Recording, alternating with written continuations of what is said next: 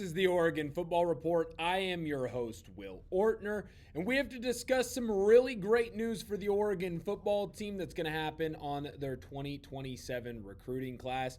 We have one that is good news and another one that is on the track to being officially full-blown great news for the Oregon Ducks. But this is why you subscribe to the channel.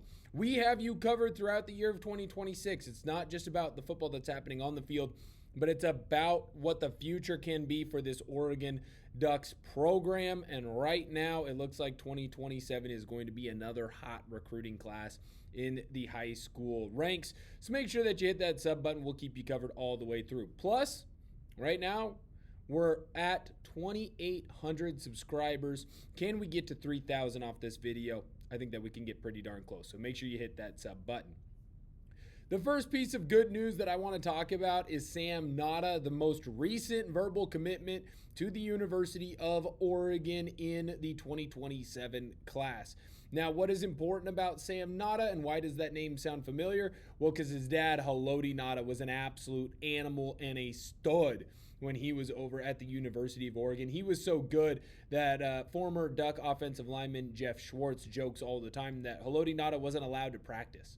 That's how disruptive he was. He had to practice on his own because no one else could block him. So the fact that a former Duck great, former Duck Hall of Famer is going to have his son come to the university, that is freaking fantastic news.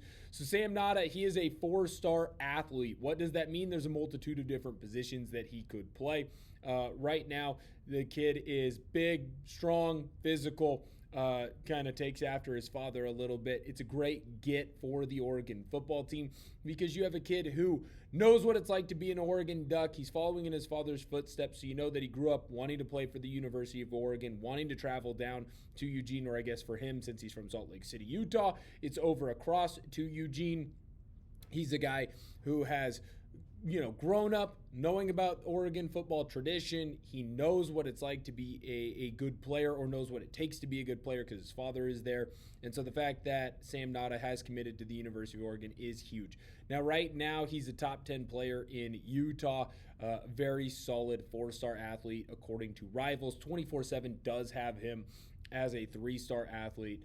I'm going to choose to use 24/7's ranking of Sam Ngata. Right now, when you look at Oregon football's 2027 recruiting class commitments, Cam Pritchett, he's an edge rusher. He's committed. And now Sam Ngata, that is the second commitment for this Oregon team. And while you might be saying to yourself, Will, how can the recruiting class be really good and on path to be just as good as 26 and 25 if only 2 guys have committed? Well, that's because Oregon just had their junior day. That's where Ngata committed to the University of Oregon. And there are a lot of players that are being linked strongly to this Oregon football team that just haven't had a chance to commit yet, but there is a strong belief that they will commit soon. Are you excited about the commitment of Sam Ngata? Let me know down below in the comment section, yes or no. I'll tell you right now, I'm pretty dang fired up. Whenever you can keep the Oregon family together, that's only going to lead to good things for this team, for this program. And so the fact that Sam Ngata wants to come to the University of Oregon can only be a good thing. Now, I said it was a double dose of good news. Well, that's because there are 2 good news pieces. And this is more of a belief. This is more of a crystal ball prediction. But it does sound like the number 8 wide receiver in the nation, Dakota Guerrant, the great Michigan high school product wide receiver out there. It does sound like he is being predicted right now to end up at the University of Oregon when all is said and done. What does that mean? Well, it means that Oregon gets another great high school wide receiver recruit. It's very clear that the University of Oregon has shown that they can grow wide receivers, whether it's getting guys in the portal like a Tez Johnson, hopefully like an Iverson Hooks, or they can build guys up, guys who came in from the high school ranks and see the most out of them. DeCorian Moore obviously still has a long way to go, but he showed great promise this year, as well as a guy like a Jeremiah McClellan. Absolutely fantastic season for the University of Oregon. Really came onto the scene, showed that he can be a primetime performer for the squad. And I think that Dakota Guerrant is just another player who can step in and be one of those top guys. When Dakota Guerrant was asked about his visit in Eugene, he was in an interview with Scoop Duck over of On3. He said it was good. It was great, actually, just seeing a little bit more about the school and everything. It was a pretty good visit for me. I'm kind of getting a little used to the flights and stuff. Now, obviously, Michigan is a primetime recruiter of Guerrant, and it makes sense, right? He's a taller wide receiver. He's fast. He can go up and catch the ball. He's not afraid of contact, which can be something that can be hard to find in younger wide receivers. The fact that Oregon is already like, hey, you're getting used to the visits. It's not that long of a flight. It's only a couple of hours. We can get you here. We're playing for national titles. I think that that is absolutely massive. And the fact that he's already looking at the University of Oregon as a spot that he can see himself long term, well, that's only going to be a good thing in the long run. Now, what's also important about the junior day is it does sound like the Oregon Ducks impressed, which is kind of what Dan Lanning does. And right now you're seeing a lot of the predictors, a lot of the On3 24/7 types of players or types of experts. They're already starting to link Guerrant over to the Oregon Ducks. Steve Wiltfong of On3 had this to say in his most recent article about where Guerrant could end up. I also finally logged a prediction in favor of Oregon regarding the nation's number 8 receiver and number 1 overall prospect in Michigan in Dakota Guerrant. He spent a bunch of time thus far in Eugene at this point in the process, and my forecast reflects the pulse of where I think things stand. Wiltfong obviously put Guerrant as an Oregon Duck, and that's just massive, right? If the Ducks can continue to stack these great high school recruiting classes like they have been and then supplement the transfer portal in, they are only going to continue to be in positions to win national titles. Now, I'm not saying here guaranteeing that Dan Lanning is going to win one. And I'm not saying that Dakota Guerrant is the final piece, right, that's going to get this Oregon football team to a national title. But when you keep stacking good days, when you keep stacking good recruiting classes, eventually good things are going to happen for you. Look at Mario Cristobal. I don't believe that Mario Cristobal is as good of a coach as Dan Lanning, right? I think Mario and Dan are very similar in recruiting circles. I think they recruit very highly. I still think I'd take Dan Lanning over Mario Cristobal, but it is what it is, right? Mario Cristobal, based on the way just some scheduling things worked out, the way things were played, he led a Miami team to a national championship game where they barely lost to the eventual national champions, the Indiana Hoosiers.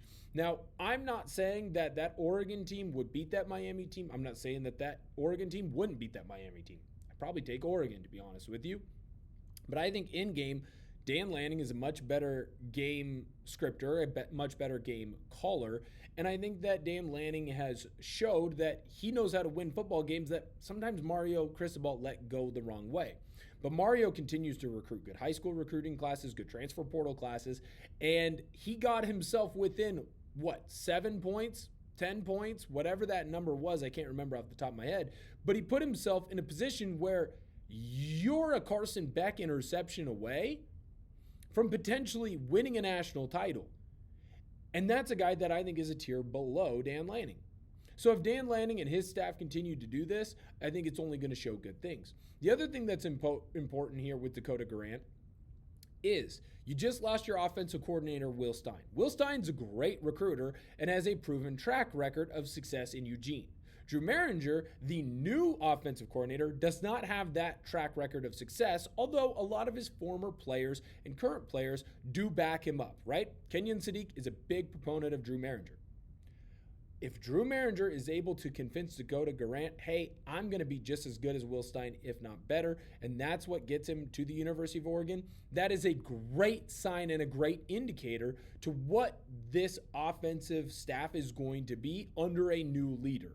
And that's what it has to be, right? It has to continue to get better and better every single year. Dillingham had success. Stein took it to the next level. Can Drew Maringer take it to the next level? That is where I'm going to be looking at. And if he can get good 4-star players, 5-star athletes like Dakota Guerrant to come in and commit to the University of Oregon, I can only assume good things. Now, has Guerrant made a commitment yet? No. It is important to remember that, but it does look like the experts are saying he is going to go to the University of Oregon. Keep your eye on Michigan, though. They're obviously going to continue to fight hard for the number 1 player in their state. Dakota Guerrant will be the next great Oregon football wide receiver. Let me know if you agree with that statement down below in the comment section. I really do think that the kid's going to come into Eugene and really light the world on fire, and I'm hopeful that my prediction is right. Hopefully, I've got a little Nostradamus in me. Thank you guys so much for viewing the video today. Make sure that you hit that sub button. We got you covered for all your Oregon football wants and needs. Thank you for viewing this video, and Sko Ducks.